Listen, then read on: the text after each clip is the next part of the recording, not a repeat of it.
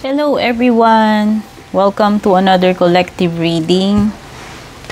So, titingnan natin ano yung mga possible na darating sa iyo ngayong araw na ito. Ayan. Kung bago po kayo dito, please don't forget to like, share, follow, and subscribe. Regarding personal reading services naman po, mag-send lang po kayo ng private message kung balak nyong mag-book or mag-inquire. Ano yung mga posibleng paparating sa iyo?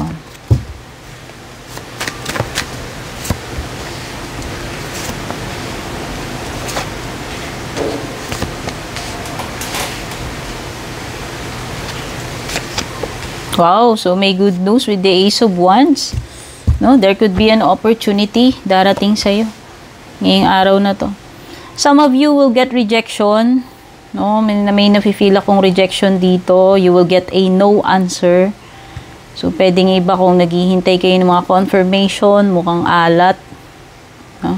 Pwedeng may rejection, pwedeng hindi kayo matatanggap or no yung marireceive ninyo. Better luck again next time, parang ganun.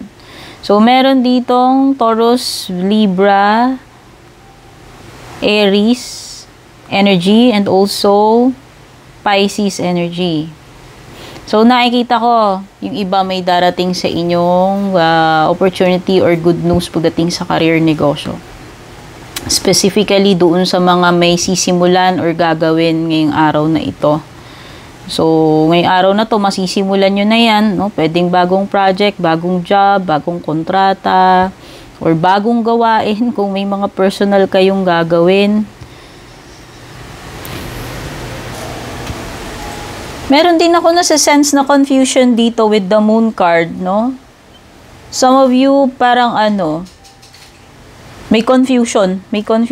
Magulong situation na darating sa inyo. Eight of Cups in reverse and the moon card in reverse, no? Pwedeng yung iba, this is negative emotion surrounding you. No? Pwedeng iba may darating sa inyong fear, negative emotions, insecurities, ayan.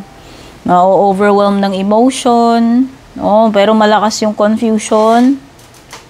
And parang may mga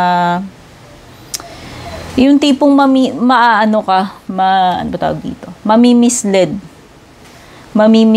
yung yung mamimislead yung feelings mo or yung pag-iisip mo about something. May parang some kind of diversion Parang madadivert yung attention mo or yung emotions mo sa from one thing to another, parang ganun.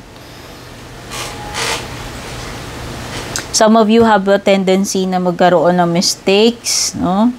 So, pwedeng may mga failures or mistakes paparating. No? Parang meron ditong some kind of mess up, no? Parang may darating sa inyo na ganyan na wherein parang na-mess up yung situation or ikaw, no, may na-mess up ka na something. Okay? This is also a sign, itong naman si Empress. Wow, there is a sign ng abundance. So, pwedeng iba sa inyo, maraming grasya. No? Maraming material needs, pangangailangan nyo, okay naman, no? Pagdating sa lahat ng needs ninyo will be met. Okay? So, pwedeng yung iba, there is paparating na responsibility with the Emperor. Yung iba parang anak O baka meron na ditong mga anak na, magiging nanay na, magiging tatay na. So, kaakibat ng pagdating ng bata, even before lumabas yan, no? Even sa pregnancy pa lang, is responsibility. Fatherhood and motherhood ito. Mother and father energy. Parent. So, this is about mga responsibilidad ng mag-asawa or magulang. So, may mga ganyan na paparating or responsibilities as mag-partner. Taking charge of a situation. No? May paparating na ganyan na ikaw dapat parang pananagutan. Ayan. Pananagutan, responsibilidad, at pag-handle.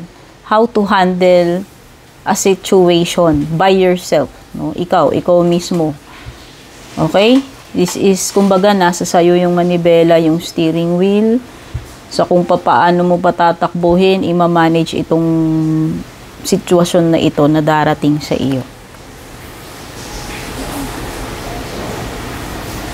So, kung may mga mysteries or secrets dito na gusto mong malaman yung kasagutan mo, ang hindi mo pa malalaman yung kasagutan. Someone here is conveying the truth, tinatago, hiding something, or refusing to talk, ayaw magsalita. Okay? This is a card of silence. No, in a negative way.